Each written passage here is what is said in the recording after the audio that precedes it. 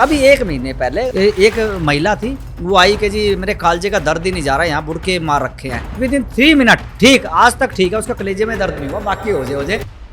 Doctor बोला कि जी मैं मेडिटेशन करता था और मैंने मेडिटेशन वाले से अपने से पूछा भाई ये प्रॉब्लम है, तो उसने कहा कि आपके पीछे काला साया है। फिर उसने देखा पूरे शरीर में एस्ट्रल बॉडी में कीड़े पड़े हुए थे, और इस तरह एस्ट्रल बॉडी में अगर जो कोई भी बैड एनर्जी प्लांट हो जाए तो मेडिकल साइंस जितना मर्जी करते हैं तो ठीक ही नहीं होता। हम क्या करते हैं, हम ये नहीं कहते मंत्र विद्या से बांधा नारियल में फिट करा और चुराहे पे रख दिया, ऐसा कुछ नहीं करते। सीधा आर पार है, एनर्जियों को फिनिश, उनका जो तत्व है वो खींच लेते हैं, वो बिल्कुल खत्म। और जैसे कहते हैं ना जी पितर है महाराज मनाओ, हम तो सिद्धि कहते हैं भाई बात सुन या तो सीधा हो ले, नहीं तो अभी निपटाएंगे तेरे को, कुछ नहीं है। पितर वितर का तितर बना देते हैं हम।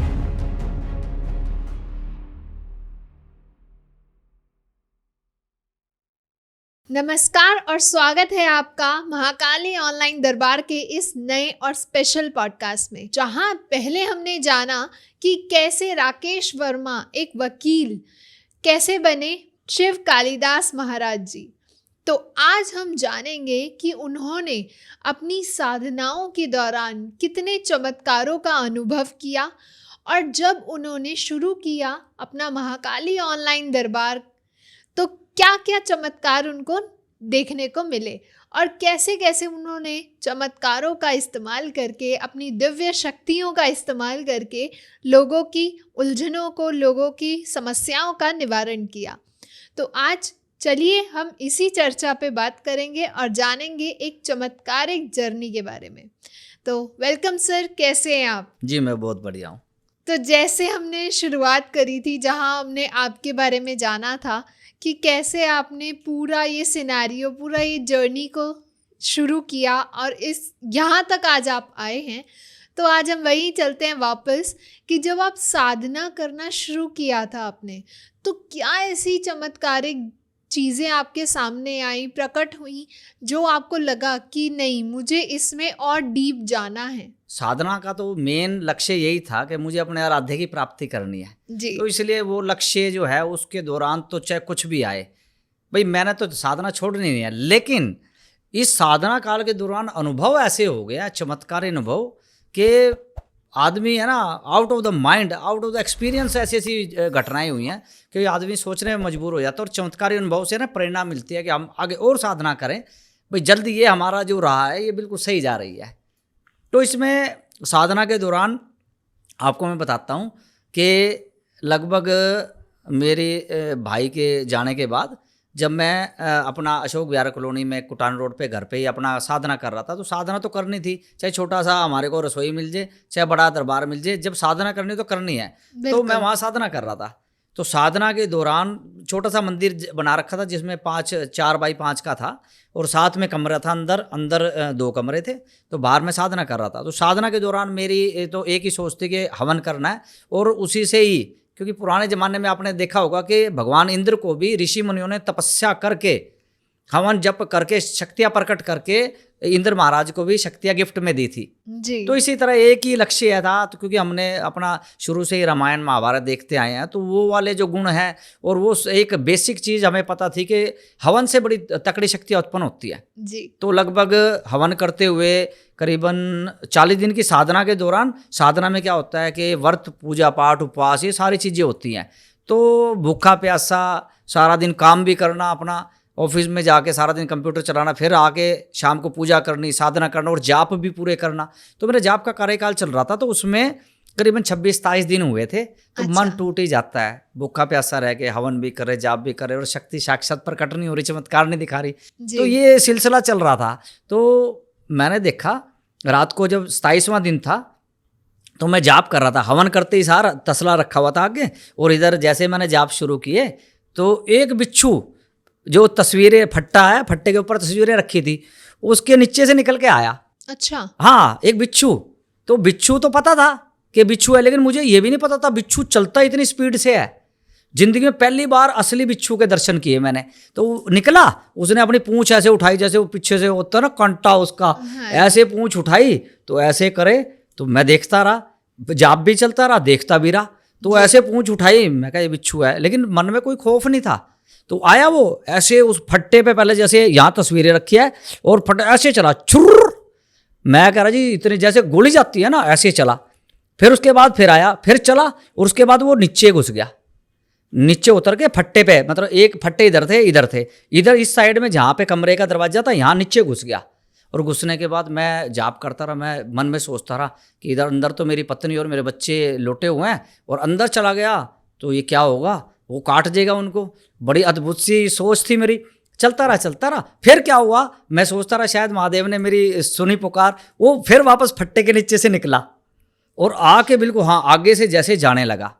तो मन में ये भाव नहीं आया कि इसको मार दूं, नहीं तो मारने में तो कोई बड़ी बात नहीं थी, ठाक एक कटोरी रखी थी, पटाख देने से करता, जाप कर ही रहा था मैं। लेकिन भाव था कि भाई नहीं, वो आया आके उसे बैठा रहा, जाप करता रहा, और इधर तौलिया भी रखा था जिससे पसीने पूछता हूँ, उठा के उधर कर दिया। वो जैसे उसको उधर करा और जाप भी करता, देखता क्या बिच्छू उड़ के और फ्रिज के पीछे चला गया। उड़ के बड़ी अद्भुत बात। तो उस टाइम मुझे भी नहीं समझ में आया कि उड़ के, मैं शायद होता होगा उड़ने वाला बिच्छू। तो उसके बाद साधना पूरी हुई तो मैं भी सोच रहा था कि ये क्या हुआ। मैंने गूगल पे सर्च किया, लोगों से पूछा, बड़े बुजुर्गों से कि भाई उड़ने वाले बिच्छू कहाँ पाए जाते हैं। वो कहता है तू पागल है, उड़ने वाले बिच्छू होते नहीं है। तो उस टाइम मुझे बिलीव हुआ कि कोई भयंकर और प्रचंड शक्ति आई है जो परीक्षा लेने आई थी, लेकिन ये देखना चाहती थी कि शायद तू है ना, मतलब लोगों को जीवन दान दे सकता है कि नहीं। क्योंकि शक्तियाँ धारण करने के बाद ना आदमी तो है ना उड़ाना शुरू कर देता है, लोगों का है ना बैंड बजाना शुरू करता है, बुरा करना शुरू कर देता है। लेकिन मेरा शायद वो परीक्षा में मैं सफल हुआ, इसलिए इतनी आज शक्तियाँ मुझे मिली हुई है। तो सर जैसे आपने पिछली बार भी बताया था कि आपने किसी शक्ति की मदद से किसी पर्सन की एस्ट्रल बॉडी में पैरानॉर्मल जो प्रॉब्लम थी वो हटाई, और साथ में उनकी एस्ट्रल बॉडी को भी हील किया था। जहां हमने बात करी थी कि वो हाथ खराब हो गया था, वो हाथ आपने ठीक किया था। हाँ, तो ये चमत्कार कैसे हुआ? पहले तो मैं ये बताता हूँ कि जी एस्ट्रल बॉडी को हील करना, ठीक करना, ये क्या होता है और कौन करता है जी। क्या था कि मैंने जैसे दरबार की शक्ति प्रार्थना किया, इधर सोनीपत का एक केस वीडियो कॉल आई थी, हम वीडियो कॉल पे ट्रीटमेंट करते हैं पैरानॉर्मल प्रॉब्लम का। तो सोनीपत का एक व्यक्ति था, उसका फ़ोन आया कि जी मुझे है ना एक सपने में शक्ति वरदान देगी थी। तो अपने दरबार में शुरू में जो शक्तियाँ आई थी वो क्या करती थी, मेरे प्रार्थना करने पर लाइव जैसे LCD चलती है, पूरा सपना खोल के ऐसे दिखा देती थी जैसे कोई मूवी चल रही है।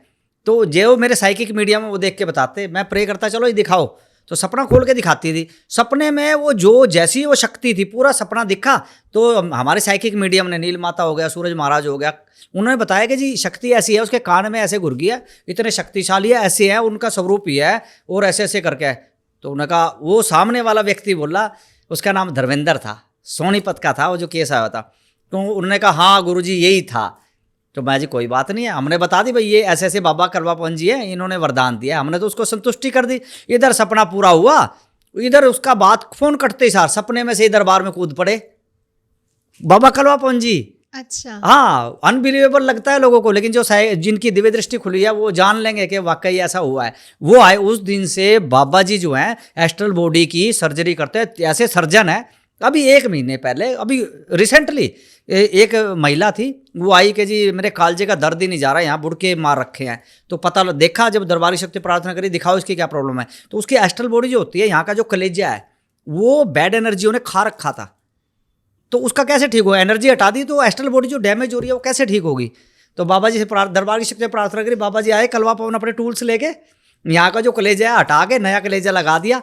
विद इन 3 मिनट ठीक, आज तक ठीक है, उसका कलेजे में दर्द नहीं हुआ, बाकी हो जाए। इसी तरह हमारे पास वीडियो देख के एक का फ़ोन आया, जैसे हम लाइव टेलीकास्ट करते हैं 8 से 9, तो उसके बाद एक फ़ोन आया, वो कहते हैं जी ऐसे ऐसे करके। मैंने पहले तो कॉल इग्नोर कर दी, मैं क्या ऐसे ही होगा। फिर मैंने व्हाट्सएप पे देखा डॉक्टर सो एंड सो, वो आई सर्जन था। अच्छा। हाँ, तो उसका फ़ोन आया जी ऐसे ऐसे करके है, अब ये प्रॉब्लम है, टांगे मैंने सारा कुछ करा लिया, मेरी टांगे का पेन ही नहीं ठीक हो रही, मैं खुद देखो पढ़ा लिखा हूँ, डॉक्टर हूँ, और ऐसे ऐसे करके ठीक ही नहीं हो रहा, थेरेपी करा ली। तो अभी मैंने, डॉक्टर बोला कि जी मैं मेडिटेशन करता था, और मैंने मेडिटेशन वाले से अपने से पूछा भाई ये प्रॉब्लम है, तो उसने कहा कि आपके पीछे काला साया है। उसके मेडिटेशन के टीचर ने, डॉक्टर के, उसको बोला कि जी आपका तो पीछे काला साया खड़ा है। फिर उसने देखा कि यार कोई साधक कौन है, उसे पता, देखा वीडियो देखी, ये महाकाली का साधक है, भाई ये बात इसकी ऐसी है कि ये सच्चा लगता है। उसने फ़ोन किया, मैं जी कोई बात नहीं, ट्रीटमेंट करते हैं। उसका ट्रीटमेंट जैसे शुरू किया तो दिखा उसके तो पूरे शरीर में, एस्ट्रल बॉडी में कीड़े पड़े हुए थे, उसकी टांग में कीड़े पड़े हुए थे। तो उसका फिर क्या करा, ऊपर का तो जो है रिपेयर करा, नीचे वाला जो है टांग इतनी डैमेज थी ठीक ही नहीं हो सकती थी। बाबा कलवापुरम जी ने बोला कि देखो यहाँ से टांग काटी, पहले एक टांग काटी, टांग काट के जैसे असली में ये होता है ना जो रेडीमेड टांगे आती हैं, हाँ वो रोड आती है, वो फिट करते हैं और पूछते हैं देखो ठीक हो गया। बाबा ने ऐसे दरबार की शक्ति है, साइकिक मीडियम से पूछते हैं, भाई पूछ महाराज जी से पूछ, कि उससे पूछेंगे मरीज से भाई अब आराम है। बाबा ने टांग काट के और दूसरी टांग लगाई और लगा के पहले पकड़े रखा और पूछा भाई पूछो मरीज से। उन्होंने कहा हाँ जी, उन्होंने कहा जी नहीं आराम नहीं हुआ। बाबा ने करके सेट और फिट करके और कोला अब पूछो। वो कह रहे एक का तो चला गया, दूसरी टांग में अभी है। तो हमने तो एक का ही तो शुरू किया था, फिर दूसरा करा। तो इस तरह करके ये 2 ट्रीटमेंट, मतलब ट्रीटमेंट दुनिया है, सिर्फ टाइम शॉर्ट है इसलिए मैं 2 ही बताऊंगा आपको। एक तो ये कलेजे वाला ठीक कर दिया साथ के साथ ही, और इस तरह एस्ट्रल बॉडी में अगर जो कोई भी बैड एनर्जी प्लांट हो जाए तो मेडिकल साइंस जितना मर्जी करते रहो ठीक ही नहीं होता। ये है जी एस्ट्रल बॉडी का रहस्य। और एस्ट्रल बॉडी ठीक अगर जो है तो फिजिकल डॉक्टरी का जो डॉक्टरी ट्रीटमेंट है वो बड़ी जल्दी लगता है। अगर वो आपकी एस्ट्रल बॉडी डैमेज है ना तो ऊपर से आप जितना मर्जी डॉक्टरी मेडिकल ट्रीटमेंट करा लो तो ठीक होगा नहीं। एस्ट्रल बॉडी ठीक है तो फिर तो सामने फटाफट ठीक हो जाएगा, नहीं तो आप कभी भी ठीक नहीं हो सकते। ये मेरा अनुभव है। तो सर एक और स्टोरी हमें आपसे जाननी है जिसमें आपने हनुमान जी के 40 दिन के व्रत रखे थे और एक बच्ची का आपने आम के पत्तों से उपचार किया था। जी जी जी, जी। तो वो क्या घटना थी? हाँ जी हाँ जी हाँ जी। क्या था कि 1998 की बात है, मैं सेठी चौक पे एक फर्म पे जॉब करता था, डाइज एंड केमिकल की जॉब थी। तो वहाँ पे करता था तो सामने से ना जैसे हनुमान जी के ना वो जो दशहरा आता है वो मुकुट धारण करके हनुमान जी और सिंदूर लगा के और जाते हैं लोग जितने भी है साधक हैं, और सिंदूर लगा के वो यात्रा भी निकालते हैं। हनुमान जी की सवारी आई तो मैं वो देख रहा था। तो जैसे ही वो आगे से गुजरे ना तो देखते सर मेरे मन में एकदम मेरे आँखों में आंसू आ गया कि बाबा ये स्वरूप मैं कब धारण करूँगा। तो जैसे ही मेरी आंखों में आंसू आए तो उसके बस करीबन समझ लो ज़्यादा 2-1 महीने की देर थी, समय दशहरे का आने वाला था। और भीमगोड़ा मंदिर जो है सनौली रोड पे पानीपत में, वहाँ पे भीमगोड़ा मंदिर में वो ढूंढ रहे थे कोई ऐसा साधक हो जो 40 दिन की साधना में बैठ जाए, क्योंकि वहाँ मंदिर में 21 दिन और 11 दिन की साधना वाले तो बहुत मिल रहे थे, लेकिन 40 दिन की साधना वाला कोई मिल ही नहीं रहा था। वो कुदरती में वहाँ रह रहा था और मैंने जिक्र करता हूँ तो मेरी अटैचमेंट हो गई। तो मैं 40 दिन के साधक पे बैठ गया साधना पे। तो उसमें क्या होता है, मंदिर में रहना पड़ता है, अपना काम करो लेकिन घर नहीं जाना पड़ता।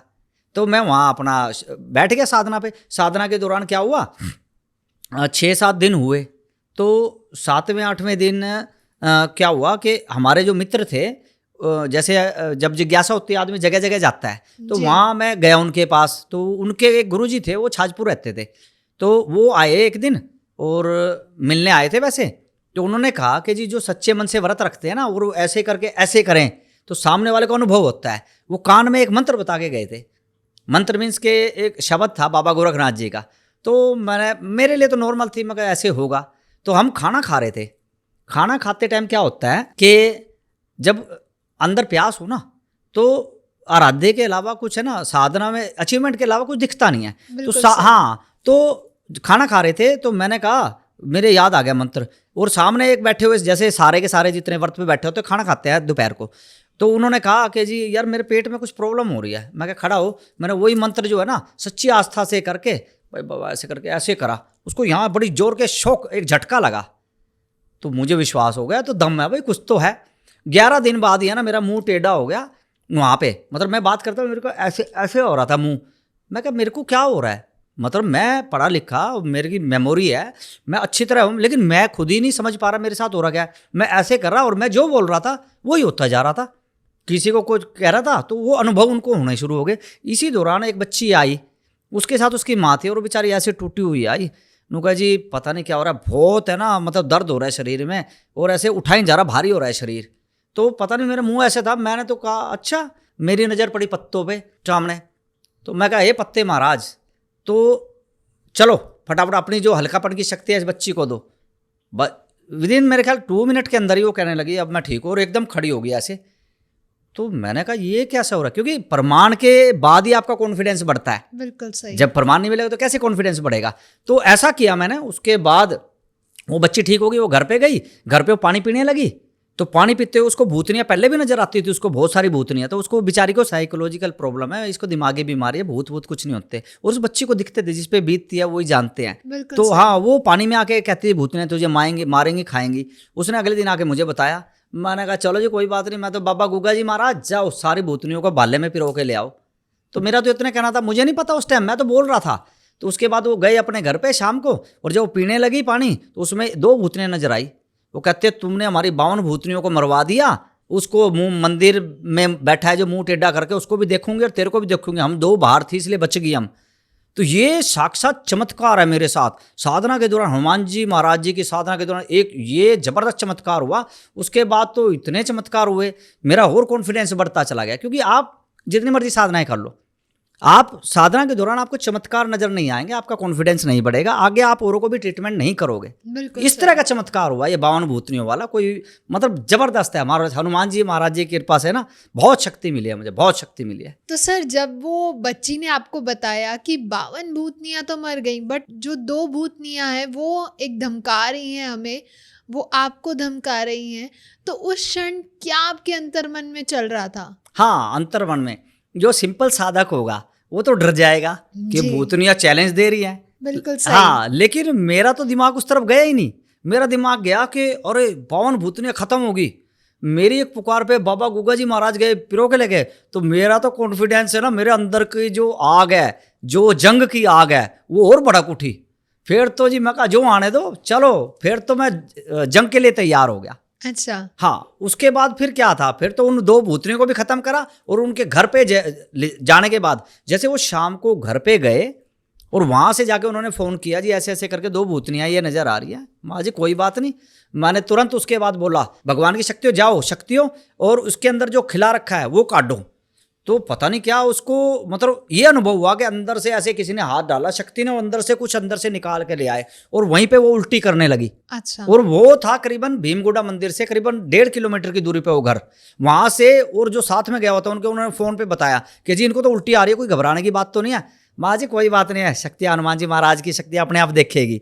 तो ये इस तरह हमने खत्म किया, और रियल अनुभव हुआ ये साधना के दौरान। तो सर एक केस हमने और सुना है कि एक बुजुर्ग आदमी जब किसी के 13वीं से होकर आया तो उनको काफ़ी मेडिकल इशू आ रहा था, बट वो डायग्नोज नहीं हो पा रहा था, तो आपने उनका ट्रीटमेंट किया था। तो वो क्या केस है? हाँ, ये बड़ा अद्भुत केस था। इससे तो मेरा कॉन्फिडेंस और डेवलप हुआ। क्या था कि रस्म पकड़ी होती है जब जी। आदमी चला जाता है, तो रस्म पकड़ी के बाद रस्म पकड़ी के दिन कोई बुजुर्ग वहीं पे ही है हमारे दरबार से करीबन काफ़ी दूर, राजीव कॉलोनी है, वहाँ से वो आया था। और वो रस्म पकड़ी में जैसे गया, वहाँ से जैसे ही बाहर निकला, नाभि से नीचे उसको इतनी प्रॉब्लम होने लगी कि वो दवाई खाए तो भी दिक्कत, आराम ही ना हो। इंजेक्शन लगवा लिया हैवी वाला तो भी उसको बेचारे को आराम ना हो।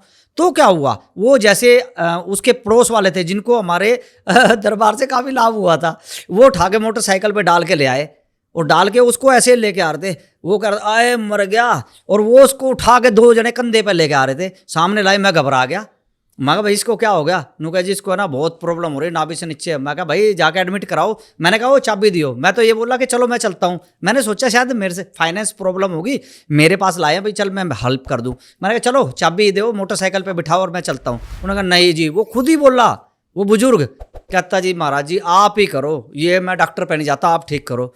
मैं देख के मैं भी हैरान रह गया, उसके कॉन्फिडेंस को देख के भी कितना श्रद्धा विश्वास है। मैंने कहा ठीक है जी। मैंने तो चिमटा उठाया, मैं कहा ले पकड़ तू, मैं दरबार की शक्ति हो करो इसे ठीक। मैं कह रहा जी सिर्फ जाता है 20 मिनट मैंने नाम लिया आदि शक्ति का, मैं ठीक करो।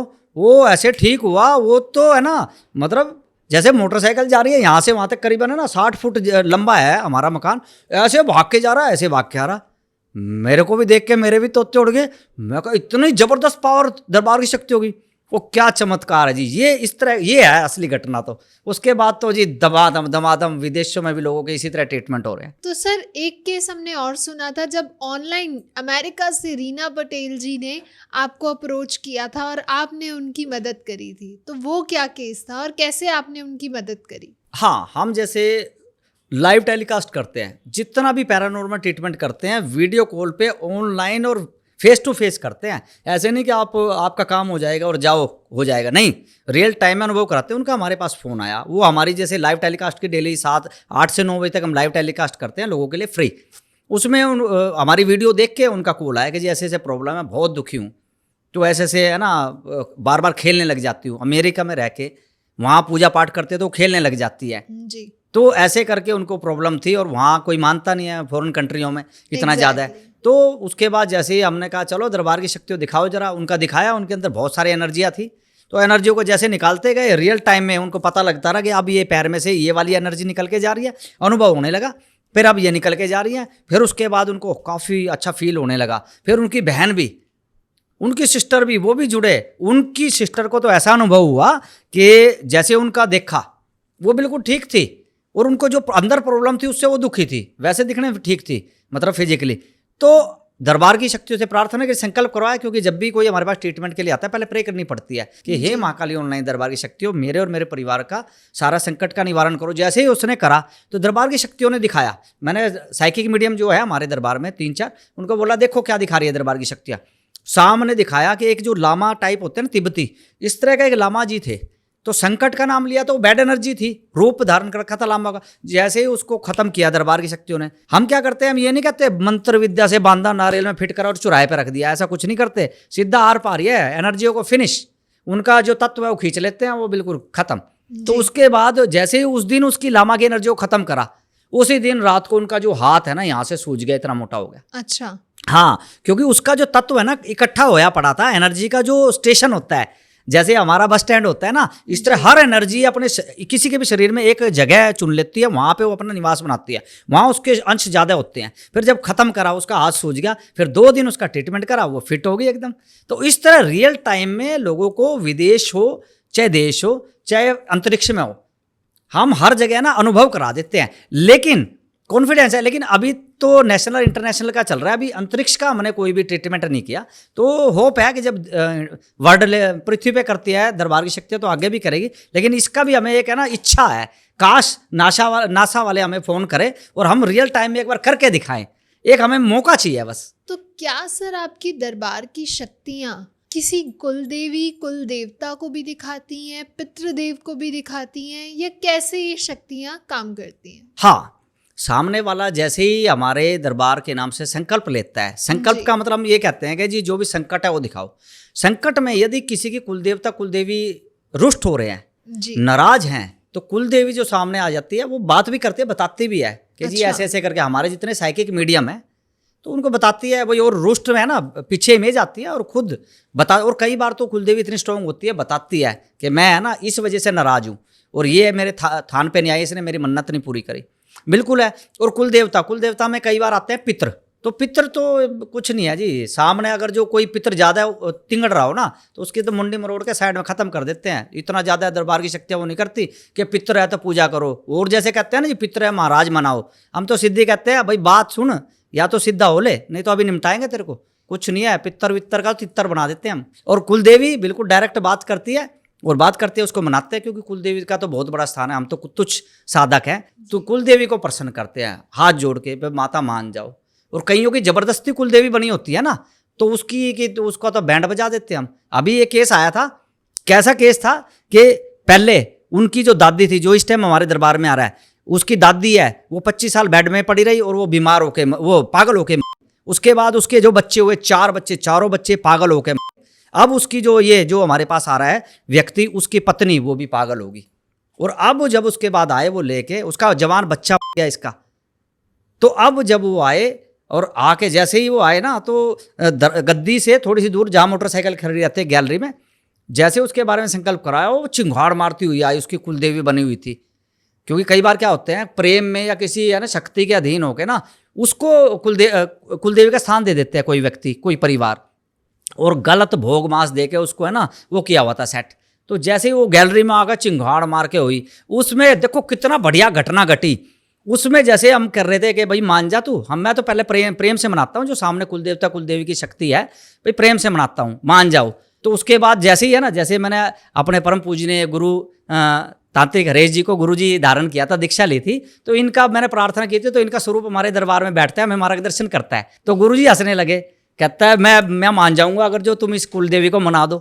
गुरुदेव बोले, तो मैं भी करामाती था, मैं कहा अच्छा गुरुदेव मेरे को चैलेंज कर रहे हो। तांत्रिक हरेश गुरु जी का जो स्वरूप है वो बोला, तो मैं मान जाऊंगा तुम्हारे को अगर तुम इस बना दो इतनी बड़ी शक्ति को। मैं कहा अच्छा गुरु जी, मैं कहा लो।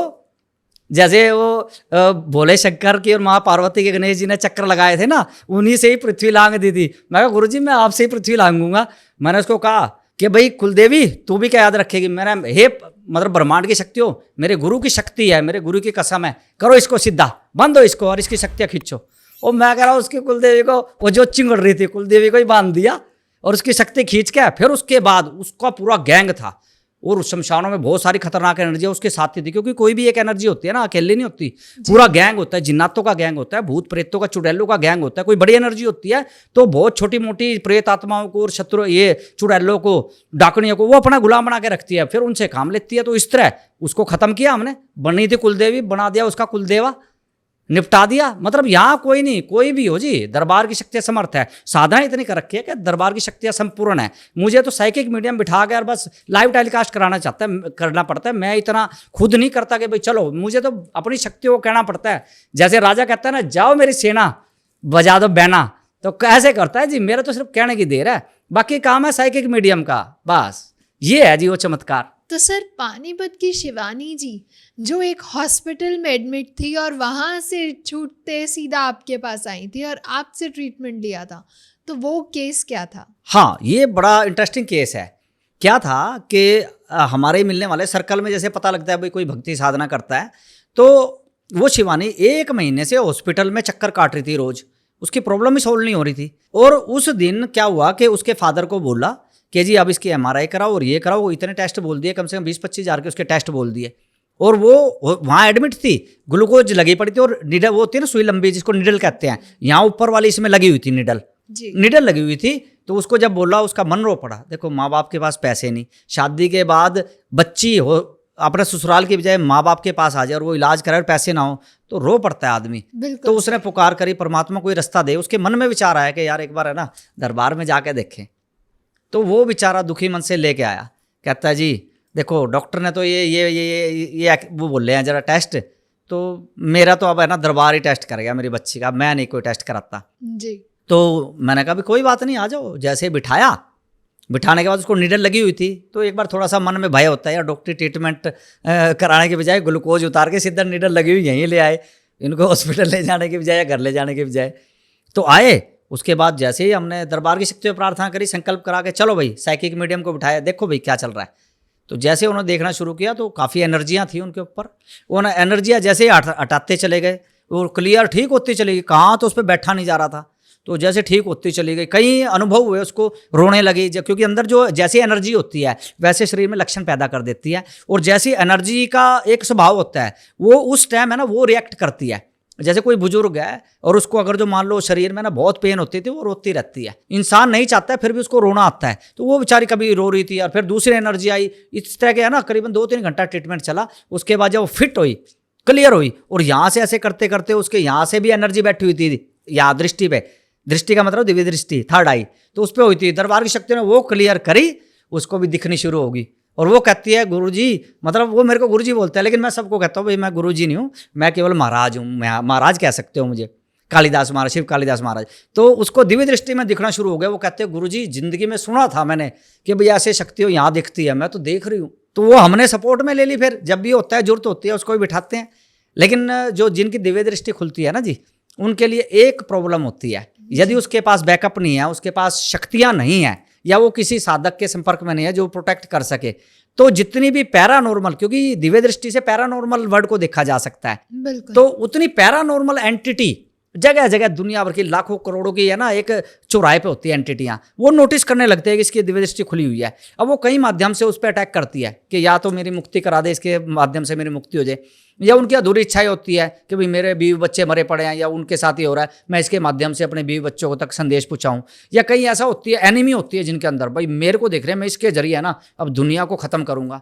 तो हर तरह की एनर्जियाँ होती है। तो इस तरह से ना साइकिक मीडियम जो दिव्य दृष्टि वाले होते हैं उनका भी बेचारों की प्रॉब्लम होती है। लेकिन शिवानी वाले केस इसमें ये जबरदस्त प्रमाण है हमारे पास। तो सर आपने इतने सारे चमत्कारों के बारे में हमें बताया, तो एक क्वेश्चन मेरा यहाँ ये है कि इतने चमत्कारों के बाद लोग आपको बोलते होंगे कि आप भगवान हैं जो एक अर्ध मृत्यु शरीर को आपने जीवित कर दिया। हाँ, नहीं खैर भगवान तो नहीं, देखो जी हम एक साधक हैं। और आप यदि शुरू से वेद शास्त्रों का अगर जो अध्ययन करो एक बात प्रमुख आती है कि भक्त के वश में है भगवान। जैसे ध्यानु भगत जी, बहुत बड़े भगत जी थे माता रानी के, उन्होंने राजा के अकबर के टाइम में मरे हुए घोड़े को जिंदा कर दिया था, है कि नहीं, माता रानी की कृपा से। तो अपना तो वही है जी, जब तक माता रानी का आशीर्वाद है, हम साधक हैं, हमारे पर इनकी कृपा है, तो जी उसके बाद तो क्या, जय जो भी आ जाए। हो सकता है आने वाले टाइम में ऐसा हो जाए कि मरे हुए आदमी को भी जिंदा कर दे 100% को। अभी तो ये ठंडा 60% ही ठंडा पड़ा हुआ था आदमी जी। हाँ, तो ये है जी। तो सर ये जो आपका प्रक्रिया है, तो इसे हम तंत्र में गिने, साधक गिने, भगत गिने, क्या करें? ये बात आपकी ठीक है जी, क्योंकि कई लोग ये सोचते हैं कि ये महाकाली का नाम लेते हैं या हवन करते हैं या ये पूजा करते हैं, कोई तंत्र मंत्र नहीं करते या यंत्र करते हैं। भाई ये है क्या? तांत्रिक है, अघोरी है, षडभंगी बाबा है, भगत है या महाराज है। तो जी मैं अपने आप को ये मानता हूँ कि मैं अनाड़ी भगत हूँ, जिसको सिर्फ एक है माता महाकाली नजर आती है, जिसकी आराधना करने सब कुछ है। माता महाकाली जी के साधक तांत्रिक भी हैं, माता महाकाली के जो साधक है अघोरी बाबा जी भी हैं, षडभंगी बाबा जी भी हैं, भगत भी हैं, महाराज भी है। तो मैं तो जी अनाड़ी भगत जो है ना, ये कह लो भगत, तांत्रिक, अघोरी, षडभंगी, महाराज, सबका कॉम्बो हूँ, सबका कॉम्बो साधक हूँ, जो सिर्फ इसको एक ही बात पता है, माता माता माता माता माता माता। तो सर जैसे कि आप ऑनलाइन ट्रीटमेंट करते हैं, तो बेसिकली अगर मैं बात करूं कि प्राइवेसी, क्योंकि बहन बेटियां कितने लोग आपको अप्रोच करते होंगे, तो उनकी प्राइवेसी कैसे मेंटेन करते हैं आप? हाँ जी बिल्कुल। हमारे पास जब भी कोई कॉल आती है या जब जिनका भी हम ट्रीटमेंट करते हैं, ट्रीटमेंट में फ्री वाले भी हो गए 8 से 9 में, और जो पेड सेशन लेते हैं जी, तो उनमें क्या होता है, सामने वाला हमें वीडियो कॉल करता है, वीडियो कॉल में सिर्फ मैं ही दिखाई देता हूँ। अच्छा। हाँ, सामने वाले की ना तो कोई वीडियो बनाई जाती और ना ही सामने वाले को ये कहा जाता भी हम आपकी वीडियो बना के कोई चमत्कार हुआ है तो उस पर डाल लेंगे। सिर्फ और सिर्फ वीडियो कॉल पे लाइव ट्रीटमेंट होगा। माँ बहन बेटी का ना तो लाइव टेलीकास्ट में हम नाम पूछते हैं और ना नाम बताते हैं, और सामने वाला बताए बात अलग है। हम किसी को, सभी को ये कहते हैं कि जी जो भी बहन बेटी है सामने फ़ोन कर रही है वो अपना नाम मत बताओ, और हाँ यदि हमें पता भी लग जाए तो हम कोड वर्ड में नाम बदल के कोड नंबर दे के तो बात करते हैं, बेटा ऐसे है। जैसे बाहर का कोई निश्चल कुमार है तो हम नाथ, हाँ भाई सिद्धेश्वर नाथ जी आपका ये है, या नागेश्वर बाबा जी आपका ये है, तो नाम बदल के ट्रीटमेंट करते रहते हैं। क्योंकि वीआईपी पर्सनैलिटी हमारे पास अगर जो फ़ोन करती है तो हम, और अर्जेंट कोई कॉल आ गया और हम इधर से लाइव ट्रीटमेंट कर रहे हैं 8 से 9 वाला, वो जो पब्लिक होता है, और 8 से 9 का पब्लिक के अलावा कोई ट्रीटमेंट होता है वो प्राइवेसी, वो लाइव टेलीकास्ट में उनकी आवाज़ भी नहीं आती, सिर्फ आवाज़ सामने मैं ही फ्रंट में आता हूँ वीडियो कॉल के दौरान, और सामने वाले के तो सिर्फ आवाज़ आती है, वो भी 8 से 9 वाले में। जो पेड सेशन होते हैं उनका हम किसी भी तरह का कोई भी है ना आवाज़ भी नहीं जाने देते किसी भी टेलीकास्ट में, सिर्फ वो पुअर लोगों के लिए, 8 से 9 फ्री वालों के लिए। ओके। तो सर इतने आप लोगों के पास आते हैं, गरीब लोग जिनके पास इतने पैसे नहीं है ट्रीटमेंट के लिए, तो मेरा आखिरी सवाल यही रहेगा कि उनके लिए सिर्फ एक लिमिटेड स्लॉट क्यों है? हाँ देखिए क्या है कि हमारा जो है ना जी, जो फाइनेंस बैकग्राउंड है वो ऐसा नहीं है कि हमारे जो दादा परदादा पीढ़ियों से पैसे दे गए हों, या मेरा भी इतना कोई करोड़ों का बिजनेस नहीं है धीरूभाई अंबानी की तरह, और हमारी जो साधनों में ना लाखों रुपए खर्च होता है। मेरा जो जीविका का साधन है उससे मैं अपना परिवार और अपने बिजनेस से है ना पूर्ति करता हूँ भाई, सारे खर्चे मेंटेन करता हूँ, और जो इनसे जो पैसे आते हैं उससे मैं साधनाओं का स्तर बढ़ा रहा हूँ। एक से एक भोग और एक से एक हवन में ना प्रचंड चीज़ें डालता हूँ जिससे शक्तियों की ताकत बढ़े। उससे मतलब लोगों के ही पैसे से लोगों का ही भला हो रहा है, लेकिन माध्यम मैं हूँ, तपस्या मुझे करनी पड़ रही है, स्ट्रॉन्ग है, लेकिन एक इच्छा है, ऐसे ही ज़िंदगी बेकार करके नहीं जानी, मैं करके ज़बरदस्त कुछ जाऊँगा जी। Thank you so much sir, आज बहुत सारे चमत्कार हमने जाने। तो अगर आप लोगों को ये पॉडकास्ट पसंद आया हो तो do not forget to like, share, comment and subscribe the channel. And अगर आपके कोई क्वेश्चन है, आप कोई सजेशन देना चाहते हैं कि हम आगे आने वाले टाइम पे किन टॉपिक्स पे बात करें, तो आप प्लीज़ हमें कमेंट सेक्शन में बताइए, हम आगे आने वाले सीरीज़ में ज़रूर उन्हें कवर करेंगे। तब तक के लिए जय माँ काली। जय माँ काली।